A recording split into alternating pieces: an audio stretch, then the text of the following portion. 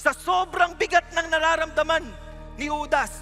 And he threw the pieces of silver into the temple sanctuary. He went away and hanged himself. Maraming nagsastruggle sa pagtatangkang kunin ang kanilang buhay.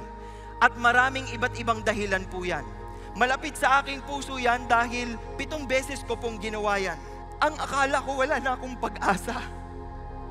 Ang akala ko, ubos na yung grasya ng Panginoon sa akin. Akala ko patapon na yung buhay ko. Umiiyak ako, sabi ko kay God, God, bakit hindi mo pa ako kinuha? Bakit hindi mo pa ako kinuha? Tapos pakiramdam ko sa puso ko, pakiramdam ko, narinig ko ang Panginoon. At sabi niya sa akin, kasi hindi ako ang kukuha sa iyo. Yung kalaban ang kukuha sa iyo. Kaya hindi ka papatay. May pagkakataon ka pang magbago. May pagkakataon ka pang magbago. At yun ang hindi niyakap ni Judas.